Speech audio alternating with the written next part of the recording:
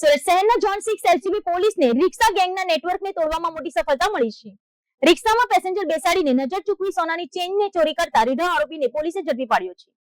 Sachin GIDC police સ્ટેશનમાં નોંધાયેલા ચોરીના ગુનામાં નાસ્તા ફરતા આ આરોપી પાસેથી પોલીસે ચોરીનો મુદ્દામાલ પણ રિકવર કર્યો છે. એલસીબીની ટીમને બાતમી મળી હતી કે રિક્ષામાં મુસાફરોને બેસાડીને કિંમતી ઘરેણાની ચોરી કરતો એક શખ્સ પિસ્તાન આવાસ વિસ્તારમાં છે. જે બાતમીના આધારે પોલીસે વોચ ગોઠવીને 30 વર્ષીય ઇરફાન ઉર્ફ સોનુ કાલિયા સૈયદને ઝડપી પાડ્યો હતો. આરોપીની પૂછપરછમાં તેણે સચિન જીઆઈડીસી વિસ્તારમાં 10.6 ગ્રામની સોનાની ચેઇન ચોરી હોવાની કબૂલાત કરી હતી. પોલીસે આરોપી પાસેથી 1.40 લાખની કિંમતની સોનાની ચેઇન જપ્ત કરીને કાયદેસરની કાર્યવાહી હાથ ધરી છે. પકડાયેલો આરોપી મૂળ મધ્યપ્રદેશનો વતની અને સુરતમાં મજૂરી કામની આડમાં રિક્ષામાં નજર ચૂકવીને ચોરી કરવાના ગુનાઓને અંજામ આપતો હતો. સુરત સાયબર ક્રાઇમ સેલે ફોરેક્સ ટ્રેડિંગના નામે આચરવામાં આવેલા કરોડો રૂપિયાના આંતરરાષ્ટ્રીય કૌભાંડનો પર્દાફાશ કર્યો છે.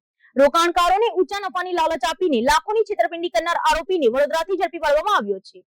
આ ટોળકીના તાર દુબઈ અને બેંકોક સુધી જોડાયેલા હોવાનું પણ સામે આવતા ચકચાર મચી ગઈ છે. સુરત સાયબર ક્રાઇમ પોલીસે એક મોટી કાર્યવાહી હાથ ધરીને ફોરેક્સ ટ્રેડિંગના નામે 56.92 લાખની છેતરપિંડી કરનાર 38 વર્ષીય સોમપુરી ઉર્ફ કિશનપુરી ગોસ્વામીને વડોદરાથી દબોચી લીધો છે. આરોપીઓ પોર્ટલપા.me નામની વેબસાઇટ મારફતે રોકાણકારોને દર મહિને 5 થી 6% નફાની લાલચ આપીને અલગ અલગ બેંક ખાતાઓમાં લાખો રૂપિયા ટ્રાન્સફર કરાવતા હતા. પોલીસ તપાસમાં બહાર આવ્યું છે કે આ આખી ગેંગનો મુખ્ય સૂત્રધાર લવીસ ચૌધરી દુબઈમાં બેસીને આ નેટવર્ક ચલાવે છે. પકડાયેલા આરોપી સોમપુરીએ અત્યાર સુધીમાં 18 વખત વિદેશ પ્રવાસ ખેડ્યો છે અને તે રોકાણ પર 10% કમિશન મેળવીને દર મહિને 1.5 લાખની કમાણી કરતો હતો. ચોંકાવનારી વિગત એ છે કે જે બેંક ખાતામાં આ રકમ ટ્રાન્સફર થતી હતી તેની સામે દેશભરમાં 50 ફરિયાદો નોંધાયેલી છે અને કુલ 10 કરોડથી વધુની છેતરપિંડીના તાર જોડાયેલા છે. હાલ સાયબર ક્રાઇમ પોલીસે ભારતીય ન્યાય સંહિતાના 2023 અને આઈટી એક્ટ હેઠળ ગુનો નોંધી ગેંગના અન્ય સાગરીત દીપક ગોસ્વામી અને મુખ્ય સૂત્રધારની શોધખોળ તેજ કરી છે. સુરત ક્રાઇમ બ્રાન્ચે વાહન ચોરીના નેટવર્કનો પર્દાફાશ કરવામાં મોટી સફળતા મેળવી છે.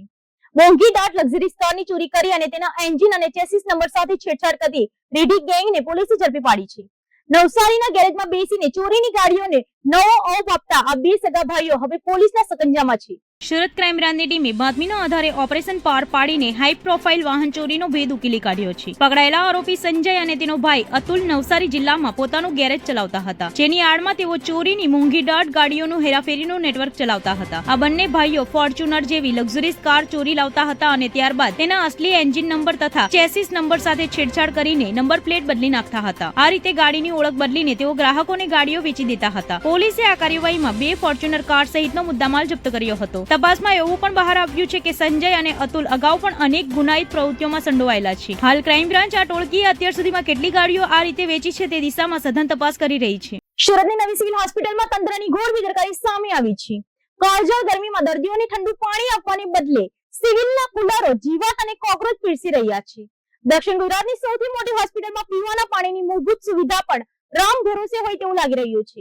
સુરતમાં માર્ચ મહિનાની ગરમીએ રૌદ્ર સ્વરૂપ ધારણ કર્યું છે, ત્યારે નવી સિવિલ હોસ્પિટલમાં ગંભીર લાલિયાવાડી જોવા મળી રહી છે. સિવિલના સ્ટેમ સેલ બિલ્ડિંગ અને કિડની બિલ્ડિંગ સહિતના વોર્ડમાં પીવાના ઠંડા પાણીની સુવિધા ખોરવાઈ ગઈ છે. ચોંકાવનારી વાત તો એ છે કે અનેક કુલરોમાં ગંદકીને કારણે કોકરોચ અને જીવાત પડી ગયા છે, જેના કારણે ફિલ્ટરના પાણી સાથે કોકરોચ બહાર આવી રહ્યા છે. અનેક કુલરો શોભાના ગાંઠિયા સમાન બન્યા છે, તો ક્યાંક બટન બગડી જવાથી ઉનાળાની ગરમીમાં ગરમ પાણી આવી રહ્યું છે. એટલું જ નહીં, અમુક કુલરોમાં તો વીજ કરંટ પણ લાગતો હોવાની ફરિયાદો ઉઠી છે. આ ગંદકી અને અસુવિધાને કારણે દર્દીઓ અને તેમના સંબંધીઓ અનેક ખુદ ડોક્ટરો પણ બહારથી પાણીની બોટલો મંગાવવામાં મજબૂર બન્યા છે. નાના બાળકો અને મહિલાઓના વોર્ડમાં પાણી માટે વલખા મારતી જનતામાં સિવિલ વહીવટી તંત્ર સામે ભારે રોષ જોવા મળી રહ્યો છે. સુરત શહેરમાં ગત સાંજના સમયે કુદરતે રૌદ્ર સ્વરૂપ ધારણ કર્યું હોય તેવા દ્રશ્યો જોવા મળ્યા હતા. વાતાવરણમાં એકાએક આવેલા પલટાને કારણે ભારે પવન અને મિની વાવાઝોડા જેવી સ્થિતિ નિર્માણ પામી હતી. પવનની ગતિ એટલી તેજ હતી કે શહેરના અનેક વિસ્તારોમાં વીજળી ગુલ થઈ ગઈ હતી, જેના કારણે અંધારપટ છવાઈ ગયો હતો. સુરત શહેરમાં ગતરોજ સાંજ પડતા જ કુદરતી આફત જેવો માહોલ જોવા મળ્યો હતો.